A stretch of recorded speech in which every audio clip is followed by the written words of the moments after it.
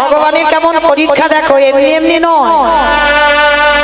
ভক্তি পথে যদি তুমি নেমেছো না, ভগবান পদে পদে তোমাকে বিপদে ফেলে, পদে পদে আঘাত পাবে, কষ্ট পাবে, দুঃখ পাবে, ব্যথা পাবে, বেদনা পাবে। আর ভগবানের কাছে যদি, ভগবানের যদি চরণের দাস হও, আমি সবার কাছে একটাই কথা বলে যাব, ভগবানের কাছে কোনোদিন সুখ চেব না, ভগবানের কাছে কোনোদিন শান্তি চেব না, ভগবানের কাছে কোনোদিন বড় লোক হতে চেব না। মৃত্যুর আগের দিন পর্যন্ত যদি কিছু চাইতে হয়, ভগবানের কাছে একটাই জিনিস চাইবেন, মা কৃষ্ণ সারা জীবন আমায় দুঃখ জ্বালা যন্ত্রণা দেব, কেন জানো? যত দুঃখে থাকবে তত কৃষ্ণ তোমার কাছে থাকবে। আর যেদিন তোমার জীবন থেকে দুঃখটা চলে যাবে, চিরজনমের মতো তোমার কাছ থেকে তোমার কৃষ্ণ চলে যাবে। ভগবান বলেছে না, যে করে আমার আশ তারে করি সর্বনাশ নয় বাবা। ভগবান জীবনে ভক্তি সর্বনাশ করে না, যে করে আমার আশ তারে করি সর্বনাশ। সর্বনাশ কি করে করতে পারে বাবা?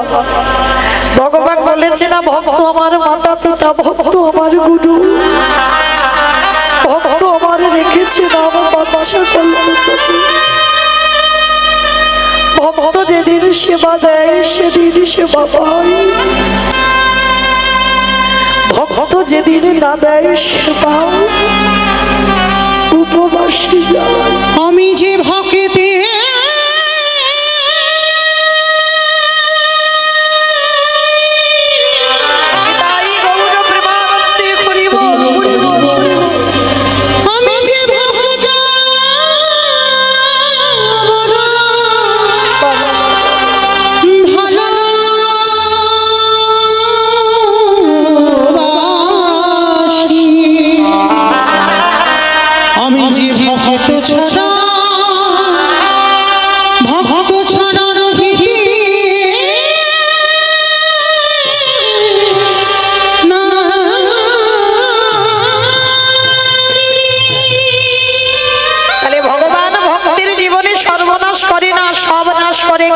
কথা বলেছে ভগবান।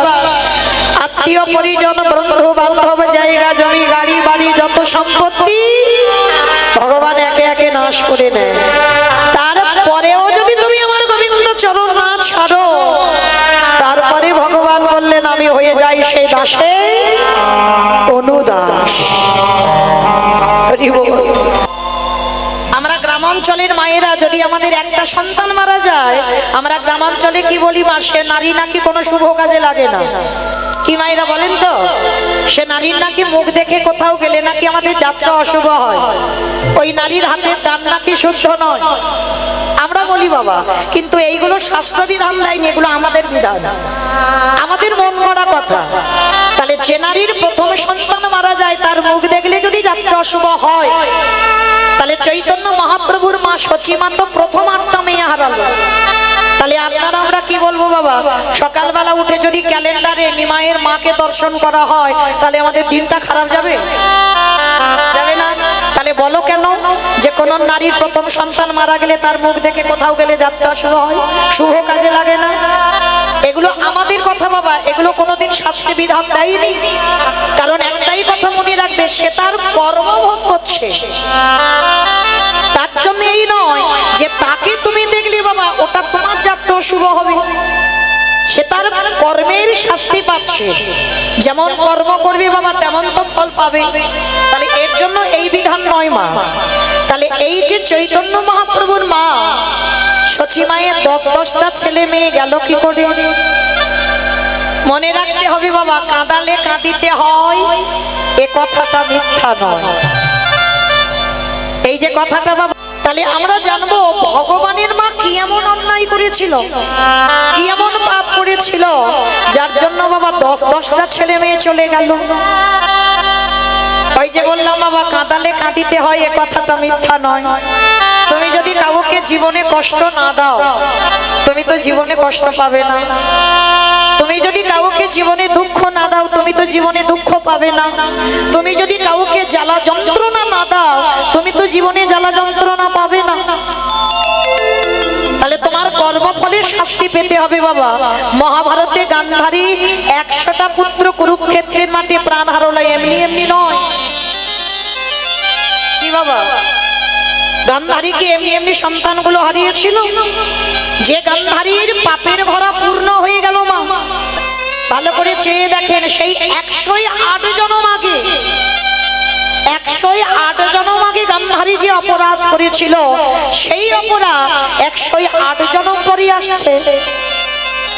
আপনারা আমরা মনে মনে ভাবি বাবা, এ জন্মে একটা অন্যায় করলাম, কেউ তো জানলো না, কেউ তো দেখতে পেল না।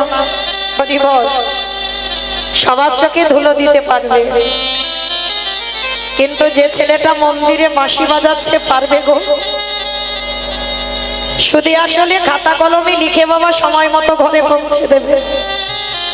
তাই এমন কর্ম আমরা করব না যে কর্মের শাস্তি বাবা আমাদের ভোগ করতে হয়। 108 জনম আগে পাপ করেছিল। কি পাপ? ওই অন্ধ ধৃতরাষ্ট্র আর গান্ধারী বাবা স্বামী স্ত্রী শয়নে গেল। 108 জনম আগে একজন ব্রাহ্মণ আর একজন ব্রাহ্মণী ছিল। বিয়ে হলো, পরের দিন হলো কাল রাত্রি, তারপরের দিন হলো ফুলসজ্জার রাত। আর ওই ফুলসজ্জার রাত্রিতে বাবা শয়নে গেছে, আর হঠাৎ ব্রাহ্মণী দেখছে উপরে একটা মাকড়সা জাল বিস্তার করে আছে। আর মাকড়সাটা বাবা গর্ভবতী ছিল। দেখবেন বড় বড় মাকড়সার বাবা পেটে একটা করে ডিমের থলি ঝোলে না। তা ব্রাহ্মণী স্বামীর কাছে বায়না করলো, স্বামী তুমি আর আমি যদি শয়নে যাই, ওই মাকড়সা আমাদের দর্শন করবে, তাই কৃপা করে তুমি মাকড়সাটাকে পেরে দাও। তো ফুলসজ্জার রাতে স্ত্রী বায়না করলো, স্বামী তো দেবেই বাবা, স্ত্রীরা আবদার মেটাতে। তো যখনই মাকড়সাটাকে পেরে দিল, ব্রাহ্মণী মাকড়সাটাকে ধরে ওই পেটে থেকে ওই সাদা রঙের থলিটাকে টেনে ছিঁড়ে নিয়ে, শুধু ছেড়ে নিল না মা, ওই থলিটাকে নিয়ে যেই না মাটিতে আছাড় দিল, দেখা গেল ছোট্ট ছোট্ট ডিম বার হচ্ছে। আর যখনই ওই ডিমগুলো বার হচ্ছে না, ব্রাহ্মণী কি করেছিল দেখো বাবা। অনেক মায়েরা আছে দেখবেন, ওই পিঁপড়ে শাড়ি যখন যায় না, এই বাম পায়ের বৃদ্ধ আঙুল দিয়ে একবার টিপে মেরে দেয়। অপরাধ নিও না। গান্ধারীর কি পরিণতি হলো দেখো আজকে। ওই ডিমগুলো যখনই পড়লো, আর আনন্দে ব্রাহ্মণী কি করেছিল জানো, বাম পায়ের বৃদ্ধ আঙুল দিয়ে ওই ডিমগুলোকে একটা একটা করে টিপে টিপে মারছে। মাকড়সা উপরে ডুব করে কেঁদে উঠলো, খেয়ে দয়াময়, তুমি তোমার খাট দিলে না, তুমি তোমার পালঙ্ক দিলে না, তুমি তোমার থাকার জায়গা দিয়েছিল ওখানে। আমি তো কোনো অন্যায় করিনি, আমি তো কোনো অপরাধ করিনি, বিনা অপরাধে তুমি আমায় পুত্র হারা করে দিলে। তবে একদিনের জন্য যদি তোমায় ভালোবেসে থাকি, একদিনের জন্য যদি তোমায় ডেকে থাকি, আমার পুত্র প্রাণ হতে পারে। আজকে যেমন আমার সন্তানরা পৃথিবীর আলো বাতাস পেল না, আমিও অভিশাপ দিলাম ওই ব্রাহ্মণীকেও আমার মতো কোনো না কোনো জন্মে শত শত পুত্র হারাতে হবে, হবে, হবে। ভক্ত বাৎসল্য ভগবান বললেন তথাস্তু, তাই হবে। কথা দিলাম মাকড়সা, তুমি যেমন ওই ব্রাহ্মণী যেমন তোমার সন্তানদের পৃথিবীর আলো বাতাস পেতে দিল না, তোমার চোখের সামনে তোমার সন্তানদের হত্যা করলো, আমি কথা দিলাম কোনো না কোনো জন্মে ওই ব্রাহ্মণীর শত শত পুত্র আমি নিজের হাতে নেব। 108 জনম আগে কারার অপরাধ ফিরে এলো 108 জনম পর। অন্ধ ধৃতরাষ্ট্র আর মাতা গান্ধারী কুরুক্ষেত্রের মাঠে 100টা পুত্র একটা একটা করে প্রাণ হরণ করলো ভগবান। কেন? ওই যে বাবা কাঁদালে কাঁদিতে হয় এ কথাটা মিথ্যা নয়। ঠিক এই রকম চৈতন্য মহাপ্রভুর মা শচী ঠাকুরানী একটা নয়, দুটো নয়, তিনটে নয়, 10-10টা ছেলে মেয়ে হারালো। কেন? এই শচী মাতা কে ছিল? এই শচী মা কে ছিল জানতে গেলে বাবা একটু সবাইকে যেতে হবে ত্রেতা যুগ। আপনারা জানেন এই ত্রেতা যুগে রঘুপতি রামচন্দ্র গেল 14 বছর বনবাস। এই জায়গাটা বাবা খুব মন দিয়ে শ্রবণ করবেন। পিতৃসত্য পালনার্থে কইকেয়ী মার কথা রাখতে বনবাস। আচ্ছা বাবা, আপনারা কি মনে করেন সত্যি কি আমার কইকেয়ী মার কথা রাখতে পিতৃসত্য পালনের জন্য রাম বনবাস? না, তাহলে কিসের জন্য বনবাস হলো রাম? কইকেয়ী মা একবারও কিন্তু বলেনি বাবা 13 বছর রাম বনে যা, একবারও বলেনি 12 বছর বনে যা, একবারও বললো না 15 বছর বনে যা। একটাই কথা বলেছিল, আমার রাম যেন 14 বছর বনে যায়। কেন? এই 14 বছরের উপরে চাপ দিয়ে কথাটা বলেছিল। কেন? 15 বলতে পারতো, 13 বলতে পারতো, 10 বলতে পারতো, 14 বছর বললো কেন? কারণ আছে বাবা, সবটার পিছনে কারণ যদি না থাকতো তাহলে রাম 14 বছর বনে যেত না। এই 14 বছরে কেন হলো জানো? রামের যখন রাজ্যাভিষেক হবে বাবা 12 বছর বয়স। ভালো করে মন দিয়ে শ্রবণ করবে। রাজ্যাভিষেক হবে 12 বছর বয়স। কিন্তু এই রামচন্দ্র আবির্ভূত হবার আগে যখন সূর্যবংশে কোনো পুত্র সন্তান ছিল না বাবা, দশরথ নিঃসন্তান ছিল। আর দশরথের যখন কোনো সন্তান সন্ততি ছিল না, ওই সূর্যবংশে একটা অভিশাপ দেওয়া ছিল। কি অভিশাপ?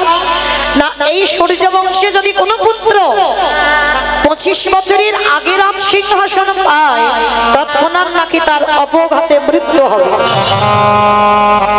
25 বছরের আগে যদি সিংহাসনে বসে তৎক্ষণাৎ তার অপঘাতে মৃত্যু হবে। তো দশরথ কথাটা শোনা মাত্র হেসে উড়িয়ে দিয়েছিল, হায় রে, আমার সূর্যবংশে কোনো সন্তানই তো নেই, আর অভিশাপ দিচ্ছে, অভিশাপটা লাগবে কা? কিন্তু বাবা বহু বছর পর এই অভিশাপের কথা দশরথ ভুলে গেল। পুত্রশ্রী যজ্ঞ করে রাম, লক্ষ্মণ, ভরত, শত্রুঘ্নকে পেয়েছিল। কিন্তু যখন 4 পুত্র পেল, অযোধ্যাবাসী বাবা সাজো সাজো রব, অযোধ্যায় যেন আনন্দের রোল উঠেছিল। সবাই আনন্দে উৎফুল্ল হয়ে উঠল, কিন্তু ভুলে গেল বাবা সবাই সূর্যবংশের অভিশাপের কথা। দশরথের তো মনেই ছিল না। যখন রাজ্যাভিষেক হবে বাবা 12 বছর বয়স, অযোধ্যায় চারিদিকে আলো আলোকিত হয়ে যাচ্ছে, চারিদিকে বাদ্যি বাজনা, রামের অভিষেক হবে। কইকেয়ী মা ঘরে বসে একজন মায়ের মনে ছিল বাবা, যেটা হচ্ছে কইকেয়ী মা। ঘরে বসে হিসাব করে নিল, রামের এখন 12 বছর বয়স, ওর বাবা ভুলে গেছে অভিশাপের কথা। তাহলে এখন 12 বছর বয়স, আর যদি 14 বছর বনবাস হয় তাহলে আর 12 14তে কত হলো মা? গণনা চলছে। 12 14তে কত? 27 26। তাহলে 25 বছরের আগে সিংহাসনে বসলে অপঘাতে মৃত্যু। তা কইকেয়ী মা হিসেব করে নিল 26 বছর পর তারপরে যদি এসে সিংহাসন পায় তখন তোমার রামের অপঘাতে মৃত্যু হবে না। ভালো করে বিচার করবেন বাবা, রামের থেকে 2 দিনের ছোট ছিল ভরত। তাহলে রামের রাজ্যাভিষেক হবে 12 বছর বয়স, তখন কি ভরতের 25 বছরের বেশি বয়স ছিল? ছিল না। এই হলো সৎ মা। এই জায়গাটা একটু অনুভব করবেন মা, এখানে যদি কেউ সৎ মা থাকে। সৎ মা মানে কি গো? খারাপ মা। কি বাবা, আমরা সমাজে কি বলি? সৎ মা মানে খারাপ মা বলি কি না বাবা? যাকে জিজ্ঞাসা করবে, ওরে বাবা তো সৎ মা আছে মানে ভালো নয়। সৎমা নামটা শুনলেই বুকটা কেঁপে ওঠে। সৎমা মানে ভালো মা নয়। আপনারা একটু হৃদয়ঙ্গ করে দেখেন তো, সত্যি কি সৎমা মানে ভালো মা নয়? তাহলে তো বাবা সৎমাটা নাম হবে কেন? বলতো তো খারাপ মা, বলতে পারতো অসৎ মা, সৎমা বলবি কেন? যার হৃদয় হয় সৎ, নিজের ছেলের থেকে অন্যের ছেলেকে বেশি ভালোবাসে। যদি নিজের ছেলেকে একটু কম খেতে দাও, যে তোমায় সৎমা বলে, তাকে তোমায় বেশি খেতে দিতে হবে। নিজের ছেলেকে যদি 1 বছর দুর্গাপূজায় জামা কাপড় দিতে না পেরেছো, কিন্তু যে তোমায় সৎমা বলে, তাকে কিন্তু দিতে হবে। নিজে যদি নাও পারো, কিন্তু যে তোমায় সৎমা ভাবে, যে তোমায় সৎমা বলে, তাকে দিতে হবে। তবেই তুমি প্রকৃত সৎমা হবে। আর এখানে যদি কেউ সৎমা হও, ওই রামায়ণে কইকেয়ী মায়ের মতো সৎমা হও।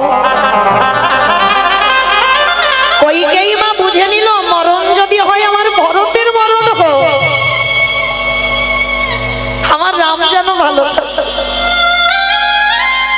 আমার রামের গায়ে যেন একটা আছুর না লাগে। এই হলো সৎমা। আর যার জন্য বাবা রাম যখন 14 বছর বনবাসে চলে গেল না, অযোধ্যায় সবাই তো কইকেয়ীর উপরে রেগে গেল। কইকেয়ীর জন্য তো রাম বনবাস। ভরত চিরজনমের মতো মাকে ত্যাগ করে দিল। সেই দিনের পর থেকে ভরত মায়ের বদন দর্শন করে না। যে মা আমার জ্যেষ্ঠ দাদাকে 14 বছর বনে পাঠাতে পারে, সেই মাকে তো আমি আর মা বলে স্বীকার করি না। ভরত ত্যাগ করে দিল, তথাপিও কিন্তু একদিনের জন্য কইকেয়ী মা বলেনি বাবা, রামের মঙ্গলের জন্য রামকে 14 বছর বনবাস। একবারও বলি, কোনো দিনের জন্য কারোর কাছে মুখ খোলেনি। শুধু 14 বছরের অপেক্ষায় কইকেয়ী বসেছিল। রাম 14 বছর পরে যখন অযোধ্যায় সিংহাসনে বসবে, তখন যেন আমার দেহ থেকে প্রাণটা চলে যায়। আশা পর্যন্ত যেন এই দেহে প্রাণটুকু থাকে। এক ঘরে করে দিয়েছিল কইকেয়ী মাকে। আর সারাদিন কেঁদে কেঁদে না কইকেয়ী মা অন্ধ। সারাদিন শুধু নিজের ছেলের নাম নয়, শুধু একটাই কথা বলে কাঁদতো, রাম রাম কবে তুই ফিরে আসবি? ওরে রাম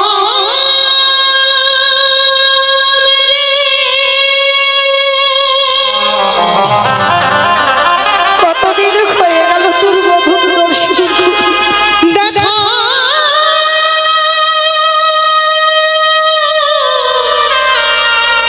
একেবারে দেখা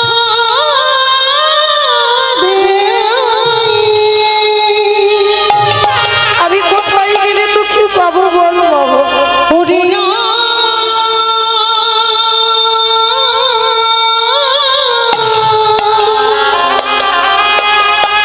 নয়ন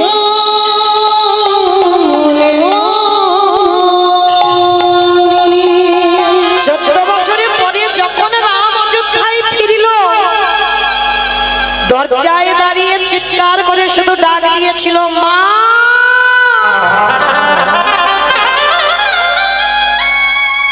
মা গো।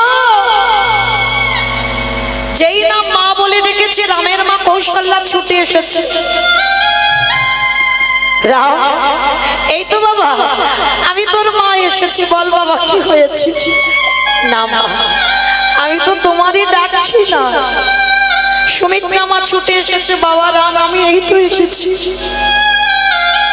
বল কি হয়েছে? না মা, আমি তোমায় ডাকছি না। আমার কইকেয়ী মা কোথায়? চমকে উঠেছে। অসম্ভব! যে মা তোকে 14 বছর বনবাসে পাঠালো, তুই অযোধ্যায় ফিরে এসে আগে সেই মাকে প্রণাম। রাম কাউকে কিছু না বলে শুধু একটাই উত্তর দিল, তোমাদের এই প্রশ্নের উত্তর আমার কাছে। একবার বলে দাও আমার কইকেয়ী মা কোথায়? বলে তাকে কারাগারে বন্দি করে রাখা হয়েছে। ভরত চিরজনমের মতো ত্যাগ করেছে, অযোধ্যায় কেউ ওর মুখ দর্শন করে না। রাম তোকে বনবাসে পাঠানোর অপরাধে ধুলাই লুটিয়ে পড়ল রঘুপতি রামচন্দ্র। এত বড় ত্যাগ একটা দিনের জন্য আমার কইকেয়ী মা বলল না, আমার জন্য বাধ্য হয়েছে রামকে বনে পাঠাতে। ছুটে গেল রাম কারাগারে, আর বসে বসে রামের চিত্রপটের ছবিটা নিয়ে কাঁদছে। কবে আসবি বাবা, কবে আসবি আমার এই হৃদয়? দেখা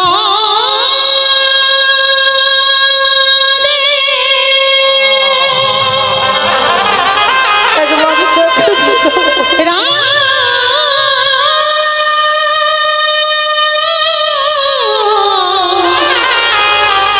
রাম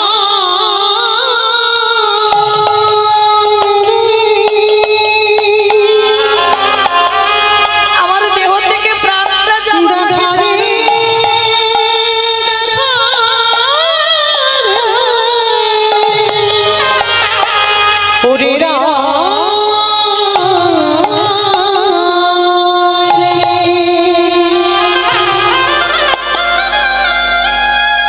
রামচন্দ্র কারাগারে প্রবেশ করি বাবা, আছাড় খেয়ে একেবারে কইকেয়ী মার চরণে লুটিয়ে পড়েছে।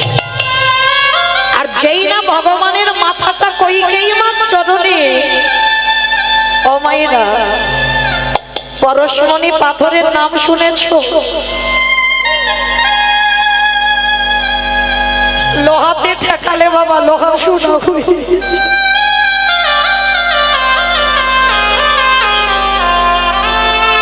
আর আমার ভগবান যদি কাউকে পরশ করে, তার হৃদয়টা সোনার থেকে আরো দামি হয়ে যায়। যেই না রামের মাথাটা কইকেয়ী মার চরণে পড়েছে, দেহটা শীতল হয়ে গেল, চমকে উঠেছে। কে কে রে বাবা, কে আমায় এমন করে চরণটা স্পর্শ করলে বুঝতে পারছি না, সারা অঙ্গে খাদ বুলিয়ে দেখছি কে বাবা রে তুই। রাম কেঁদে বলল মাগো, আমি হলাম তোমার সেই হতভাগ্য সন্তান,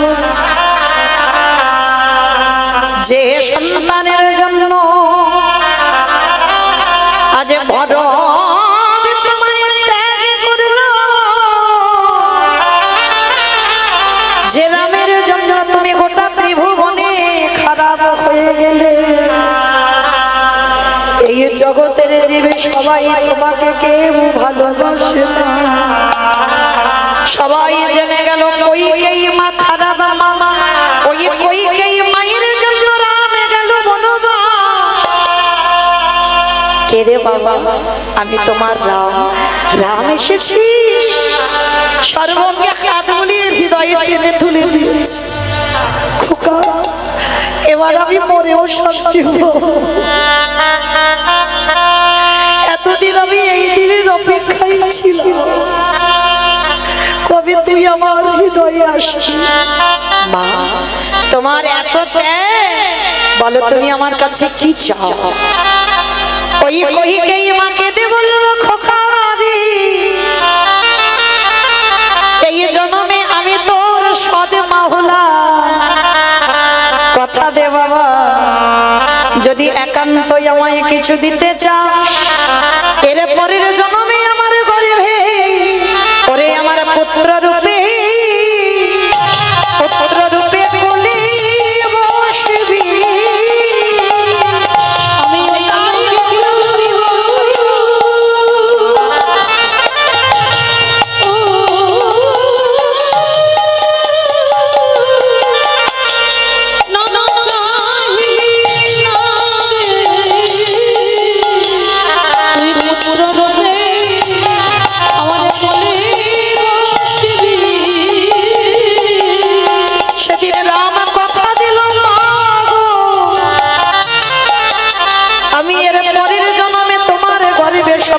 হয়ে যাব বটে,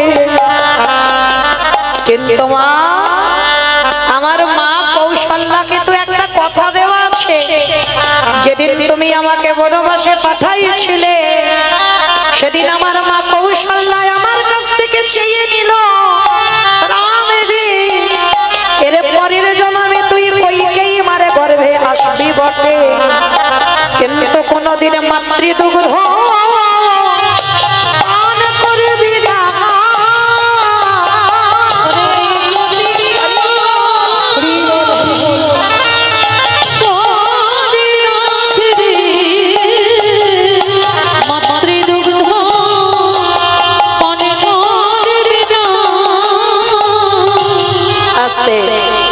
তো সেদিন আমার কইকেই মা বলেছিল, কথা দিলাম বাবা, তুই যদি আমার স্তনদুগ্ধ পান নাও করি কিন্তু আমার পুত্র হয়ে তোমার বলি আসবি।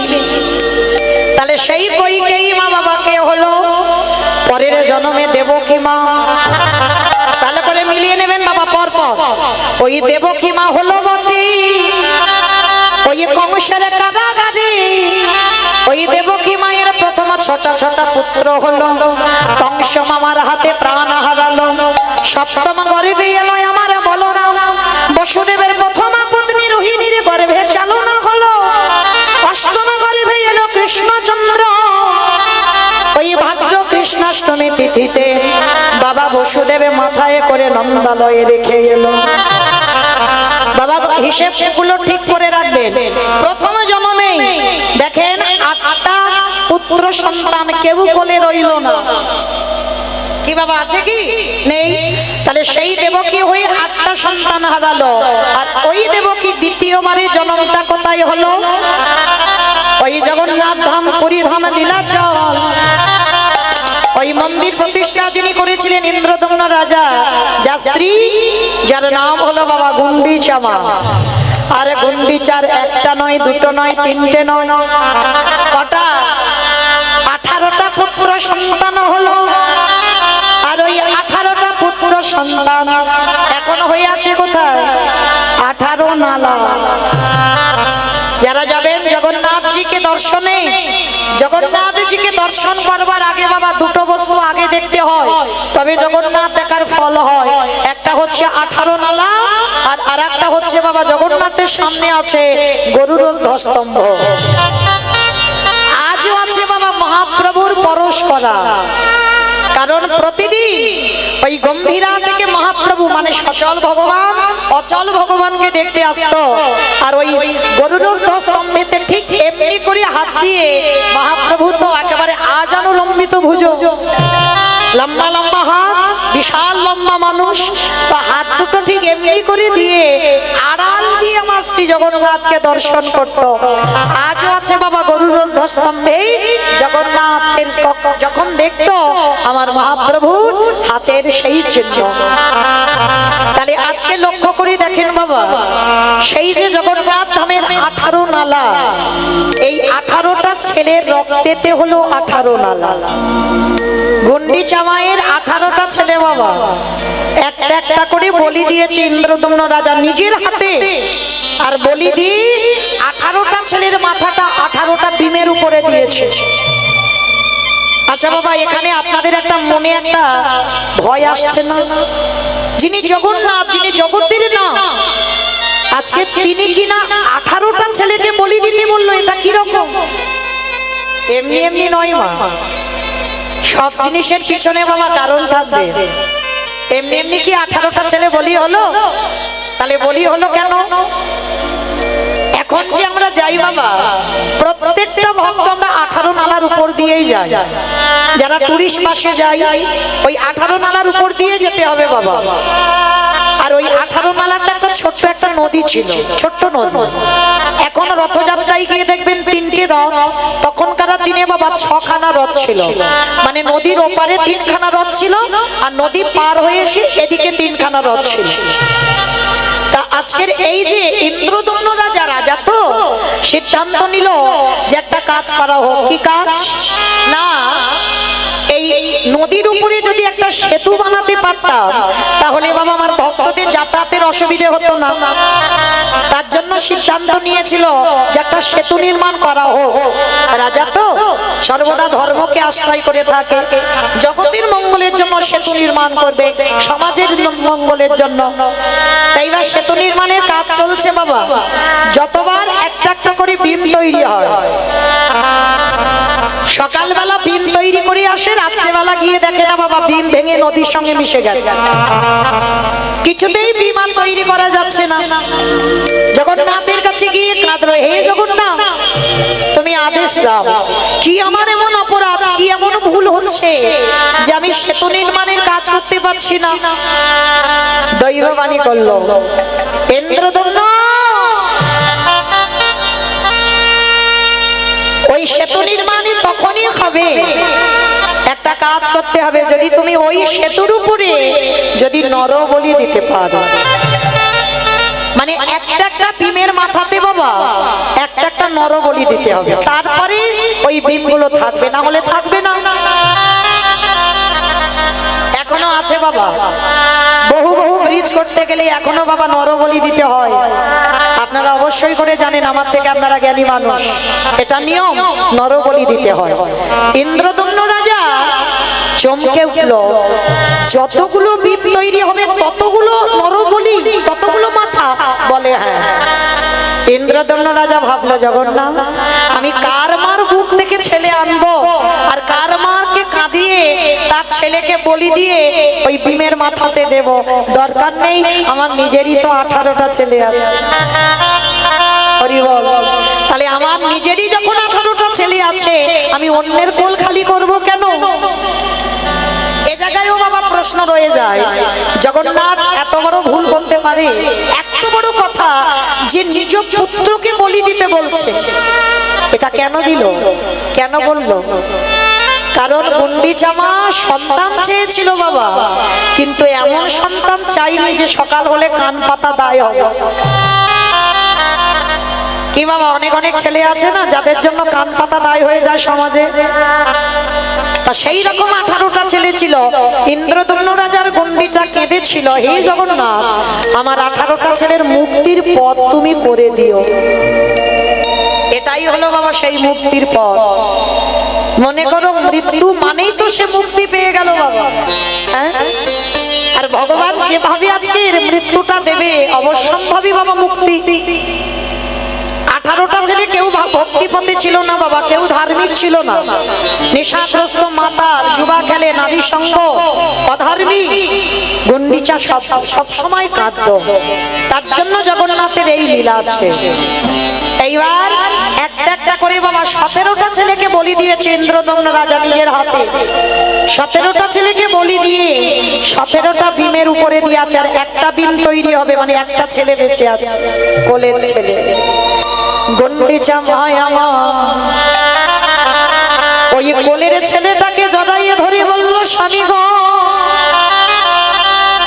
তুমি আমার 18টা ছেলেকে বলি দিলে, আমার দুঃখ নাই, কষ্ট নাই, ব্যথা নাই, কিন্তু আমার একটা সন্তান মা বলার মতো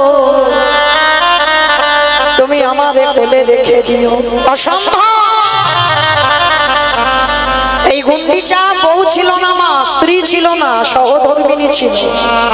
গুন্ডিচা তুমি আমার ধর্ম কাজে বাধা দিলে, তুমি বলছো তোমার ছেলেটাকে বাঁচিয়ে রাখবো, তার মানে তুমি তোমার ধর্ম কাজে বাধা দিচ্ছ। আর তুমি যখন আমার ধর্ম কাজে বাধা দিলে, আজকে থেকে আমি তোমাকে ত্যাগ করব। আর যারা যাবেন পুরী ধামে দেখবেন মাসির বাড়ি, ইন্দ্রদম্ন রাজা নিজে খরচ করে গুন্ডিচার জন্য আলাদা ঘর বানিয়ে দিল। আজকে থেকে তোমার সঙ্গ ত্যাগ, তুমি আমার ধর্ম কাজে বাধা দিয়েছ। গুন্ডিচা মার কাছ থেকে কোলের ছেলেটাকে কেড়ে নিয়ে ওই 18টা ছেলেকে বলি দিল, আর 18টা ছেলের রক্তেতে হলো 18 নালা। তাহলে বলি দিল কেন? আপনারা যখন যাবেন বাবা 18 নালার উপর দিয়ে যান। কি গো, জগন্নাথ মনে মনে ভাবলো, এই সাধু গুরু বৈষ্ণবে যখন 18 নালার উপরে দিয়ে কেটে যাবে, ওই একটা একটা বিমের মাথায় একটা একটা পুত্রের মাথা দেওয়া আছে। আরে যখন সাধু গুরু বৈষ্ণবদের চরণ ধুলা পাবে, ছেলের পূর্বপুরুষ তারা উদ্ধার পাবে। হরি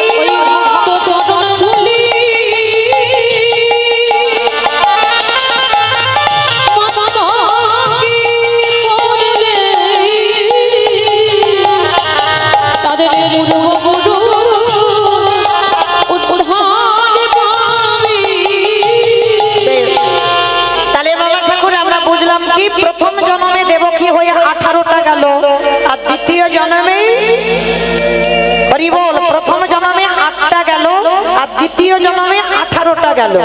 তাহলে 8টা 18টা হিসেবগুলো করে রাখবেন বাবা। আর সেই গুন্ডিচার তৃতীয় জন্ম কোথায় হলো? এই নদী আর মাঝি নীলাম্বর চক্রবর্তীর কন্যা শচী ঠাকুরানী হয়ে। কিরকম কাঁদালে কাঁদিতে হয়। রামকে 14 বছর বনে পাঠিয়েছিল বাবা। 14 বছর পরে কৌশল্যা মা রামকে পেয়েছিল, কিন্তু কৌশল্যা দুঃখ করে অভিশাপ দিয়ে রেখেছিল, তুই যতবার মা হবি ততবার তোর কোলের কাছে কেউ থাকবে না। দেখেন মিলিয়ে, তাহলে শচী মা হয়ে প্রথম অদ্বৈতের প্রণামে 8টা কন্যা সন্তান মারা গেল। নবম গর্ভে বিশ্বরূপ এলো, 16 বছর বয়সে সন্ন্যাসী হলো। দশম গর্ভে নিমাই এলো, 24 বছর বয়সে সন্ন্যাসী হলো। তাহলে কটা ছেলে হারালো বাবা? 8টা, 18টা, 10টা। একা রামকে কাঁদানোর অপরাধে 14 বছর আজকের প্রতিটা জনমে জনমে কাঁদতে হলো। তাহলে আপনাদেরও চরণ ধরে বলে যাই মা, কর্ম এমন করবে যে কর্মের জন্য যেন বাবা আমাদের আর 80 লক্ষতে ফিরতে না হয়, যেন 80 লক্ষতে যেন ফিরতে না হয়। এবার যেন বাবা আমরা 4 লক্ষবার মানুষ যেন এবার যেন আমরা সামনের দিকে এগিয়ে যাই, আমাদের পিছনে যেতে না হয়। নিতাই গৌর প্রেমানন্দে। ভক্ত হলে কোন রাগ অভিমান দুঃখ এগুলো থাকে না। ভক্ত হতে গেলে মা একটা কথা বলে যায়, যদি জীবনে সুখ আসে সুখে উৎফুল্ল হয়ে যায় না ভক্ত, আর যদি জীবনে দুঃখ আসে সেই দুঃখেতে বাবা একেবারে লুটিয়ে পড়ে না। কারণ যারা ভক্ত তারা ভালো করে জানে সুখ ছিল কপালে তাই সুখ এসেছে, আর দুঃখ এটাও আমার ছিল তাই আমায় ভগবান দিয়েছে। তাহলে সুখের সময় আনন্দে নাচানাচি করে না, আর দুঃখের সময় একেবারে ধুলায় গড়াগড়ি গিয়ে কান্না কান্না করে না, এরাই হবে ভক্ত। সব সময় একই ভাব তাদের হৃদয়ে থাকে। তো এই সদন পোশাকে বাবা কোনোদিন বৈষ্ণব নয়, পোশাকে কোনোদিন ভক্ত নয়। আপনারাই বলেন না, কেউ যদি সারাদিন সকাল থেকে আর রাত 10টা পর্যন্ত শুধু ওই মাংস কেটে যায়, সারাদিন বাবা শরীরে রক্ত মাংস লেগে থাকে, কত গন্ধ, তাকে দেখলে মনে হবে ভক্ত। কিন্তু সদনের একটা অভ্যাস ছিল। কি অভ্যাস জানো? সর্বদা ওই মাংসের দোকানে মাংস বিক্রি করে আর মাংস কাটে, আর কি বলে জানো? ধূলি গৃহ সজ।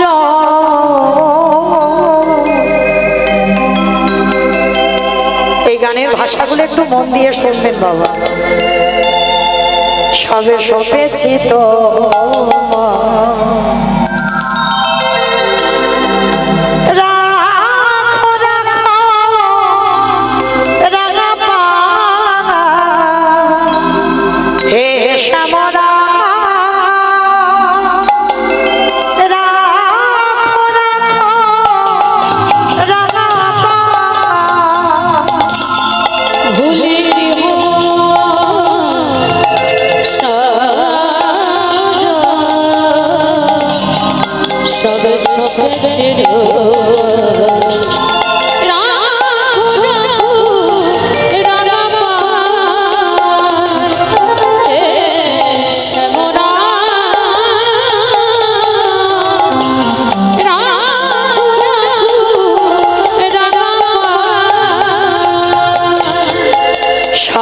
ধূসরে মরুভূমি নাহি তোর ছায়া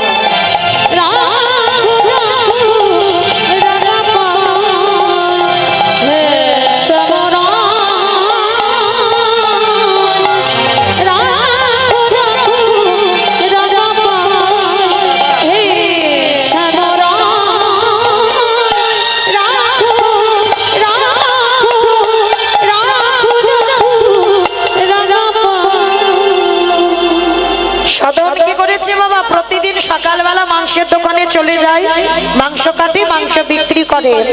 তো আজকে হঠাৎ রাস্তা দিয়ে যেতে যেতে অমাইরা রাস্তায় না একটা পাথর কুড়িয়ে পেয়েছে, একটা পাথর কুড়িয়ে পেয়েছে। কিন্তু পাথরটা বাবা মজার পাথর।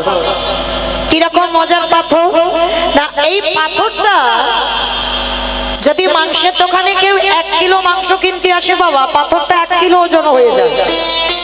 আবার কেউ যদি 5 কিলো মাংস চায়, ওই একটাই পাথর 5 কিলো হয়ে যায়। আবার যদি কেউ 2 কিলো চায়, পাথরটা 2 কিলো হয়ে যায়। তো সদন মনে মনে ভাবছে, বাহ, এ তো বড় আশ্চর্য পাথর, তাহলে তো আর আমার বাটকারার দরকার নেই। মানে আমার এই দোকানে একটা পাথর থাকলেই সব বাটকারার কাজ হয়ে যাবে। আচ্ছা মা, তোমাদের মালঞ্চ বাজারে যদি কোনো দোকানে এইরকম একটা বাটকারা পায় কেউ, তা সেই দোকানে একটা ভিড় হবে না বাবা? মানে একটা পাথর সব রকম, 5 কিলো, 2 কিলো, 1 কিলো, 50, মানে যখন যা বলবে ওই পাথরটা তাই হয়ে যাবে। মনে আনন্দ, সদন মনে মনে ভাবছে, যাক, অত অভিজ্ঞতা নেই তো। হরি বল। ভক্ত কেমন হয় দেখো, আমরা কত ভালোভাবে ভগবানের সেবা দিই, কুল কিনারা পাই না। ভগবানের কত মন্ত্র দিয়ে ডাকি, কুল কিনারা পাই না। আর সদনের চরিত্রটা একবার শুনে দেখবেন, ভক্ত হতে গেলে তার স্বভাব কেমন হওয়া উচিত। এইবার নুড়ি পাথরটা ওই দোকানের পাল্লার উপরে বাটকারা হিসাবে রেখেছে। প্রতিদিন সকাল সকাল ওই মাংসের দোকানে ভিড় হয়। আবার কেউ মাংস না কিনে বাবা পাথরটাকে দেখবার জন্য আসে, মানে আশ্চর্য পাথর। তো হঠাৎ একদিন সকালবেলা এক বৈষ্ণব ওই পথ দিয়ে যাচ্ছে, আর যেতে যেতে বাবা ওই পাল্লার উপরে ওই নুড়ি পাথরটাকে দেখতে পেয়েছে। আর যেই না নুড়ি পাথরটাকে দেখতে পেয়েছে, সঙ্গে সঙ্গে বৈষ্ণব বাবাজি ছুটতে ছুটতে এসেছে। সাধন, এই ছেলে, হাই হাই হাই হাই হাই গো, তুই কি করেছিস? বলে, কেন বৈষ্ণব ঠাকুর, আমি কি করব? আরে আজকে তুই তোর এই মাংসের দোকানে এই পাথরটা পেলি কোথায়? কেন বাবাজি, আমি রাস্তায় আসছিলাম, আর আস্তে আস্তে ওই পাথরটা আমার পায়ে পড়েছিল, আর পায়ে পড়তে ওই নুড়ি পাথরটা কুড়িয়ে আমার দোকানে পাটকারা করেছে। কিন্তু জানো, এর একটা আশ্চর্য আছে, কখন 5 কিলো হয়, কখন 2 কিলো হয়, কখন 150, মানে যখন যেটা বলি পাথর সেটাই হয়ে যায়। বৈষ্ণব ঠাকুর বললেন, ওরে তুই বড় পাপ করে ফেলেছিস, তুই বড় অপরাধ করে ফেলেছিস। বলে, কেন? বলে, এটা সাধারণ কোনো নুড়ি পাথর নয়, এটা হলো শালগ্রাম শিলা। বৈষ্ণব ঠাকুর চিনতে পেরেছে ওটা শালগ্রাম শিলা। আর যেই না শালগ্রাম শিলা চিনতে পেরেছে, আর সদনকে যেই না বলেছে, সদন শোনা মাত্র চমকে উঠে, বাবা ঠাকুর আপনি এটা কি বলছেন? এটা শালগ্রাম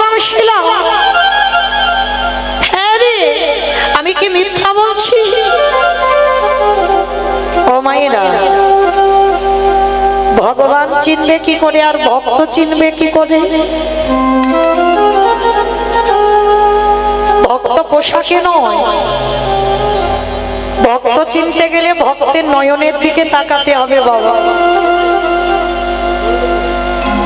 নয়নের দিকে তাকালেই বুঝতে পারবে বাবা, ভক্ত চেনা যাবে। যার একবার কৃষ্ণ নামে যার হৃদয়টা তুলে ওঠে, ভক্ত চিনবে নয়নে আর ভগবান চিনবে চরণে। ভগবানের বাম চরণে আছে 8টা চিহ্ন, ডান চরণে আছে 11টা চিহ্ন, দুটো চরণে ভগবানের মোট 19টা চিহ্ন।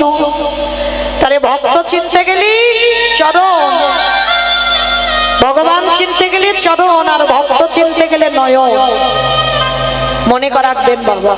তা যেই না নুড়ি পাথরটা সদন বুঝতে পারলো এটা শালগ্রাম শিলা, সদন বলে উঠলো, বাবাজি আমি বড় পাপ করে ফেলেছি, আমি বড় অপরাধ করে ফেলেছি, কিন্তু আমি তো চিনতে পারিনি গো, আমি তো জানতে পারিনি গো, আমি তো জানি না যে ওটা শালগ্রাম শিলা বলে।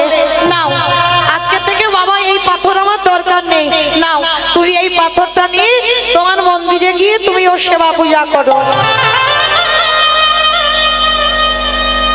কি বাবা ঠাকুর, কেউ জানতে পারলে কেউ দিয়ে দেয়? সদনের তো তেমন স্বভাব নয়, মানে কোনদিন যে ভগবান পাবো এই আশা সদনের জীবনেও ছিল না। তাই তো নুড়ি পাথরটা নিয়ে বাবাজির হাতে দিয়ে বলছে, যাও আজকে থেকে তুমি এই নুড়ি পাথরটা, শালগ্রাম শিলাটা তোমার আশ্রমে রেখে দাও। যেই না বলেছে শালগ্রাম শিলাটা রেখে দাও, বৈষ্ণব ওই রক্ত মাংস লেগে আছে,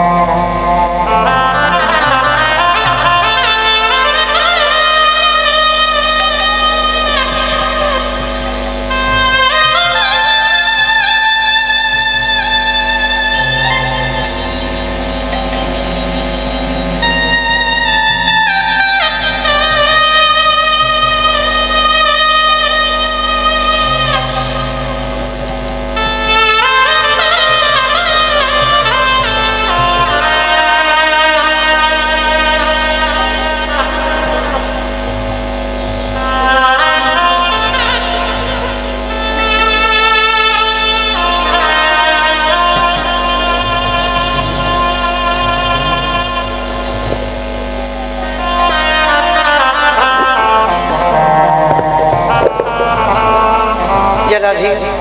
হরে কৃষ্ণ, নিতাই গৌর প্রেমানন্দে, হরি বল হরি বল। তার সদন কি করেছে বাবা, ওই শালগ্রাম শিলাটা বাবাজির হাতে তুলে দিয়ে বলছে, বাবাজি তোমার মন্দিরে গিয়ে রাখো। বাবাজি তাড়াতাড়ি করে শালগ্রাম শিলাটা নিয়ে ঘরে গেছে বাবা।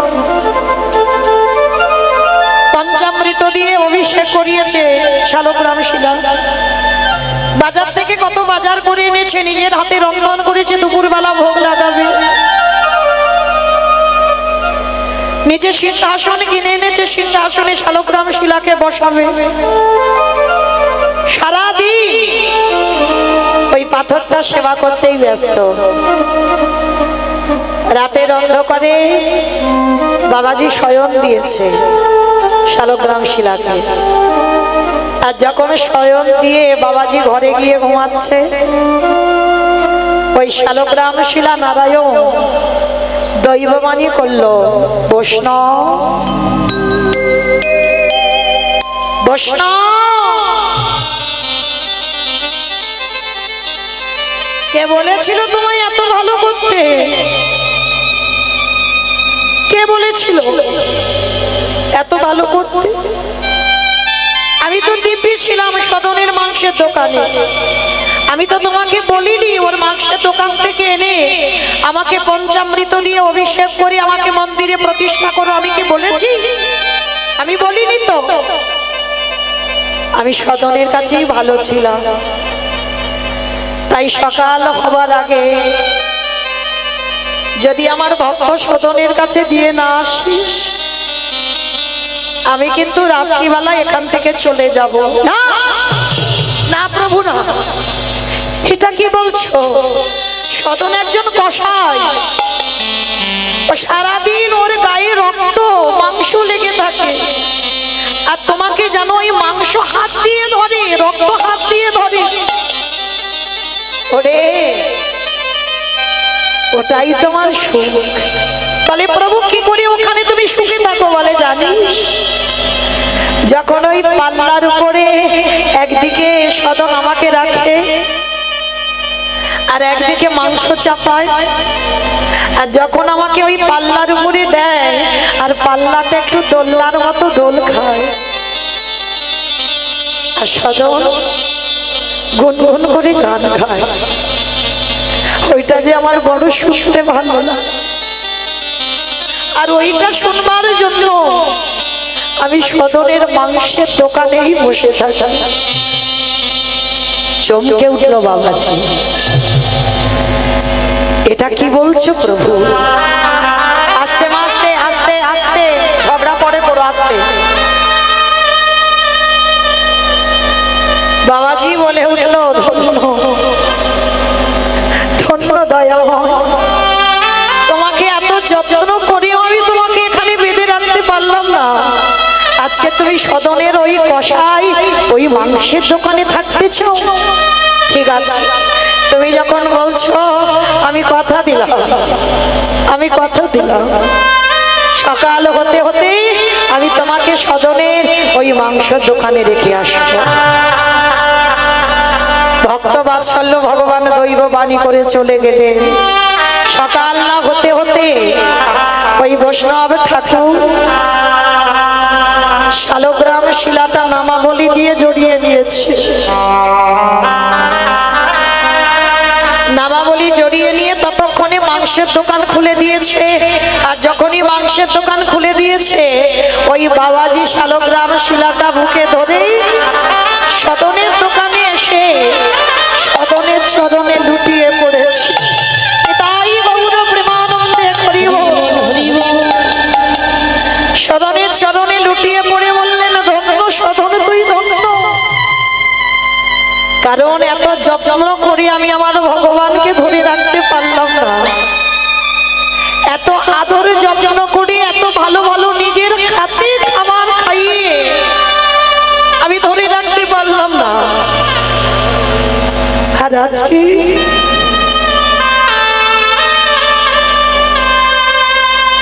তুই মাংসের দোকানে বসে সারা জীবনের মতো আমার ভগবানকে কি দিবি? এ কি করছো বাবাজি? আমার আমার চরণ ছুঁয়ো না, আমার চরণ স্পর্শ করো না, এতে আমার অপরাধ হবে। এতদিন আমি মন্ত্রে তন্ত্রে দেখে পাইনি, আজকে থেকে আমি তোর চরণ সেবা করব। আমার ভগবান সিংহাসন ছেড়ে তোর মাংসের দোকানে থাকবে বলেছে। শালগ্রাম শিলাটা নিয়ে সদনের হাতে মাংস রক্ত লেগে আছে। বাবাজি ওই শালগ্রাম শিলাটা নিয়ে সদনের হাতে তুলে দিয়েছে। সদন ওই ভগবানকে কোনোদিন তো বুঝতে পারিনি, কোনোদিন ভগবান জ্ঞানে দেখেনি। বাবা ভগবানকে বক্ষে জড়াইয়ে ধরে সদন কাঁদে আর বলে, দয়া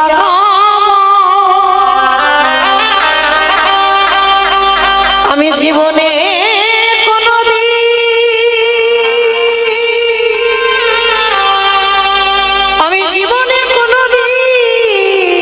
তোমায় ডাকি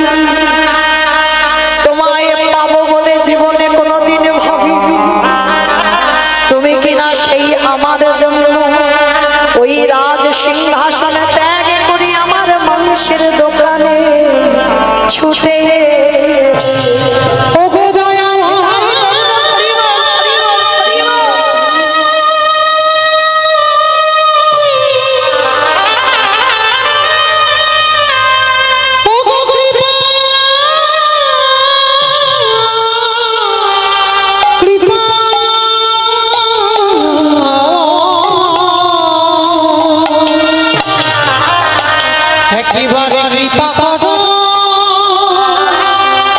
একবার করুণা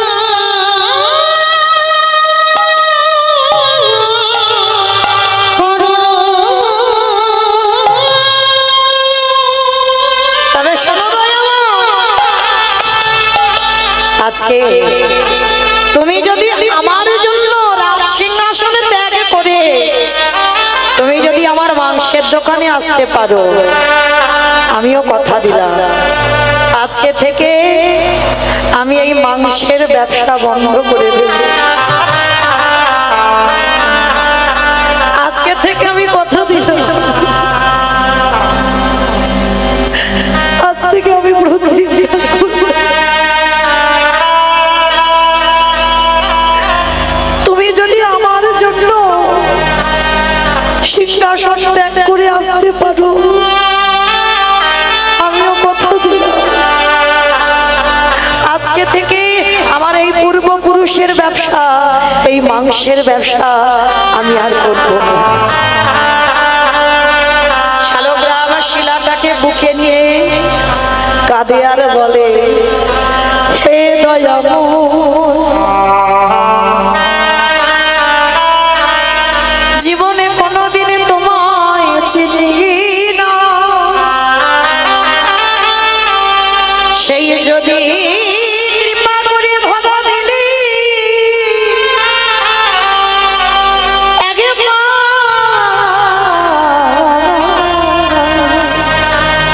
একেবারে তোমার চরণ তলে আমার আশা আস্তায় ওগো দয়াময়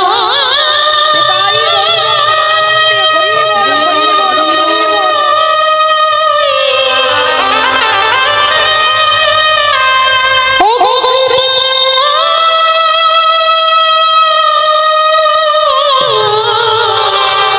কৃপা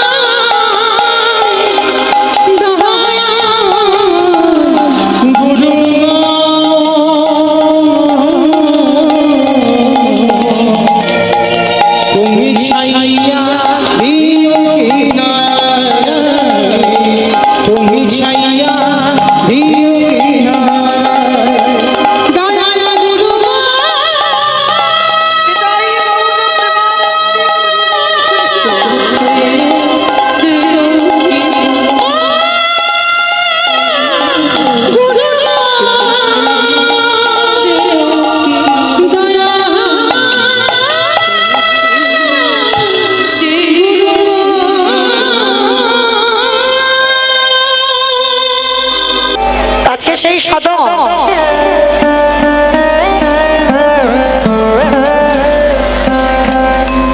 মনে মনে চিন্তা করলো যে আজকের যে আমার জন্য সিংহাসন ত্যাগ করলো, আমিও তার জন্য সমস্ত কিছু ত্যাগ করে দিয়ে তখনকার দিনে বাবা সবাই চার ধামের মধ্যে এক ধাম জগন্নাথ ধাম, শ্রীক্ষেত্র লীলাচলে সবাই ভক্তরা যাচ্ছে।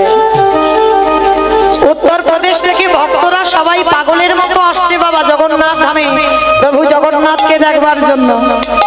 তো আজকে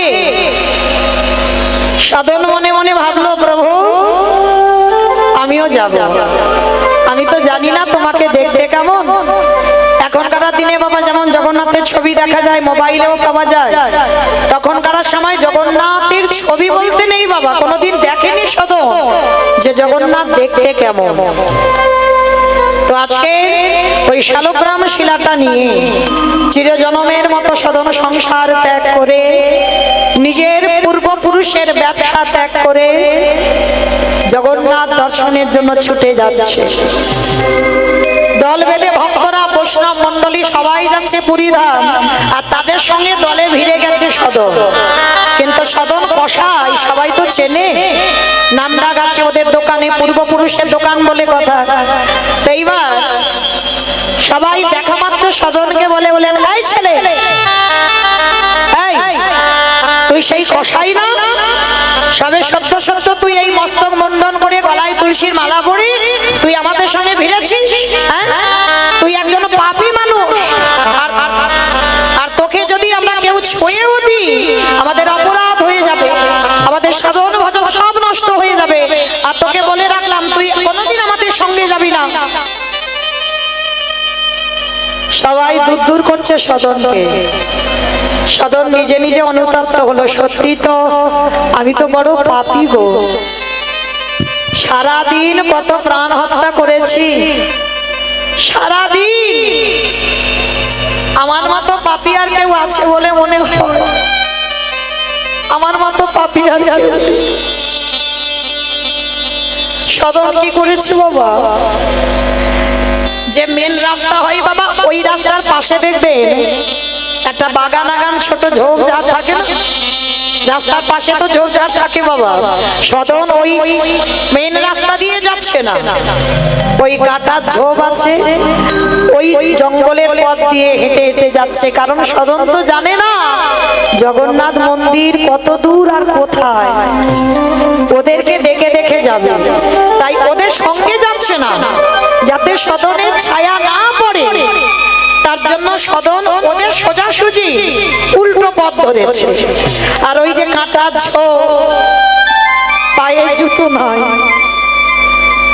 পরনে একটা পোশাক আছে আর বুকে আছে ওই শালগ্রাম শিলা।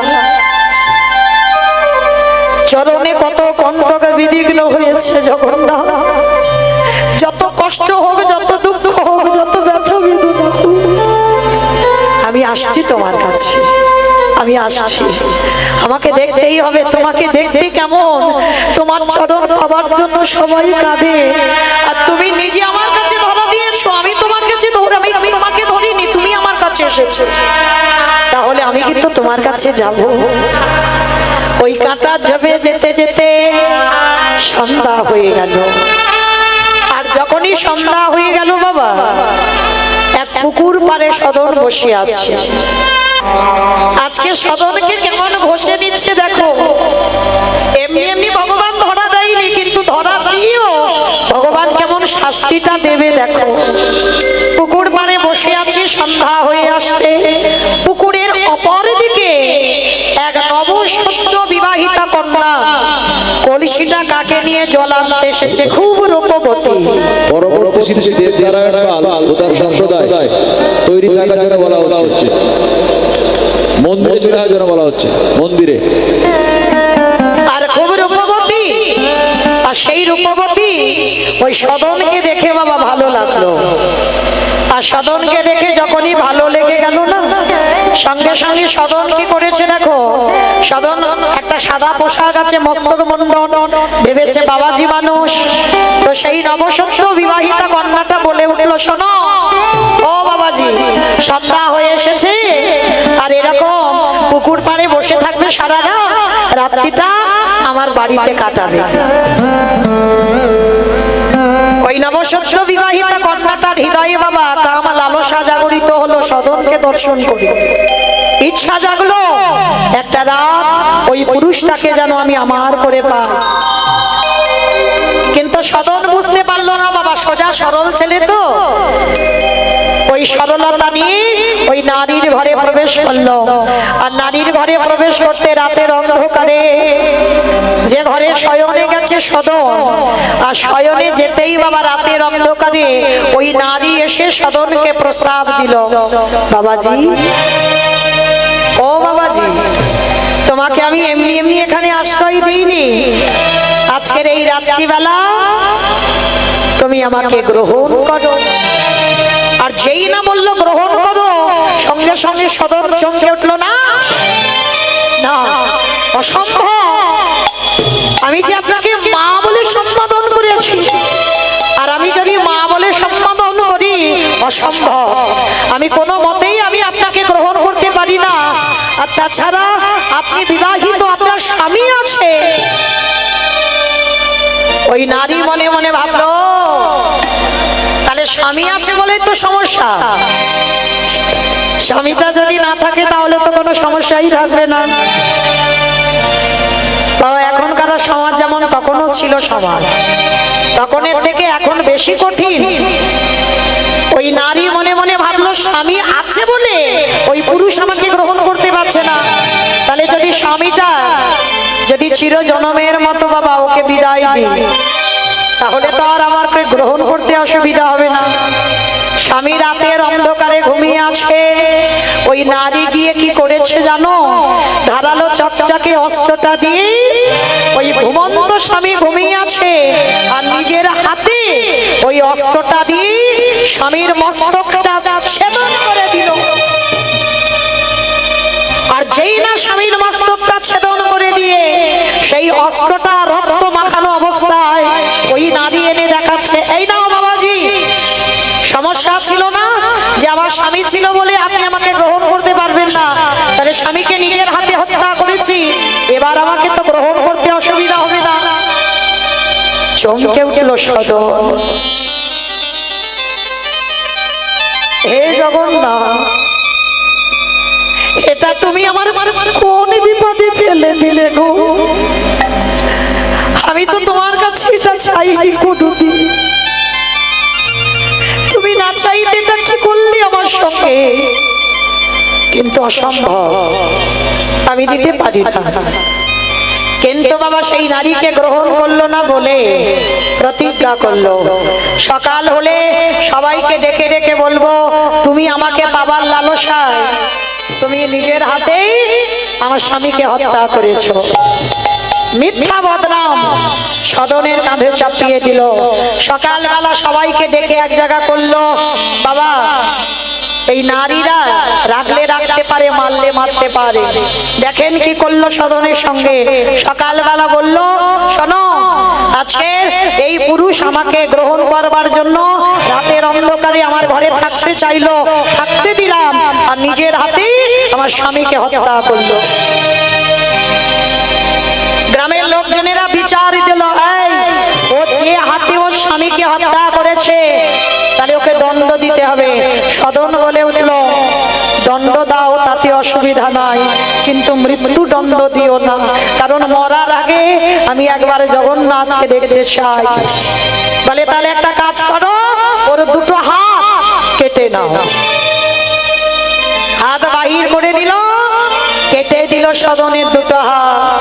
সদন বলে উঠল, হে জগন্নাথ, শুনেছিলাম তোমারও নাকি হাত নেই, তাই মনে হয় তুমি কি তোমার মতো আমাকে করে নিচ্ছ। দুটো হাত কেটে দিল, আর সেইখান থেকে গন্ডি দিতে দিতে ওই পুরীধাম জগন্নাথজির কাছে গিয়ে দাঁড়ালো। আর জগন্নাথের কাছে গিয়ে যেই না দাঁড়িয়েছে, জগন্নাথের মনে আনন্দ। জগন্নাথ দৈববাণী করলো, পূজারি দে, পূজারি, আমার এক ভক্ত এসেছে, যাও, অনেক কষ্ট করে এলো, ওকে পালকি করে আমার কাছে নিয়ে এসো। যখনই বললো পালকি করে নিয়ে এসো, পূজারীরা ছুটে গেল, আর ছুটে গিয়ে ওই সদনকে দর্শন করলো। সদনকে দর্শন করে বলে উঠল, "এ কি, এর গায়ে থেকে দুর্গন্ধ বার হচ্ছে, এই রকম দুটো হাত কাটা, একে কি করে আমার জগন্নাথ ভক্ত বলছে?" ফিরে গেল, ভক্ত চিনতে পারলো না। জগন্নাথ বলে উঠল, "যাও, ভক্ত চিনতে পারোনি তো, শুধু গিয়ে দেখবে ওই ভক্তটা শুধু আমার মতো।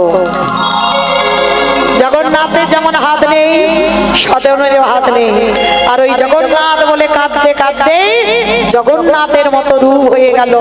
জগন্নাথ পালকিতে করে আজকের ভক্তের কাছে নিয়ে গেলেন, আর যেই ভক্তের কাছে নিয়ে গেলেন সাক্ষাতে সদন আমার জগন্নাথজিকে দর্শন করলেন। আজকের সেই জগন্নাথকে দর্শন করে আজকের জনম ধন্য হয়ে গেল সদনের বাবা। আপনারা ভালো থাকবেন, সুস্থ থাকবেন। পরবর্তী দল এসে গেছে, সময় সংক্ষেপ, এইখানে লীলা সমাপ্ত করলাম। কিন্তু সদনের কেন হাত কাটা হলো এইটা বাবা বলা হলো না। আবার যদি কোনোদিন দর্শন হয় সেদিন আপনাদের কাছে বর্ণনা করবো, কিন্তু এখন নয় বাবা। হরিবাসরে এসে গেছে, আমার অপরাধ হবে তো। কোনোদিন যদি দেখা হয় আবার সাক্ষাতে বলবো কেন সদনের আজকের এই দশা হলো। দুটো হাত কেটে জগন্নাথ জগন্নাথের মতো করে নিল। স্বামীর বামে দাদা নবীন কিশোরী গো স্বামীর বামে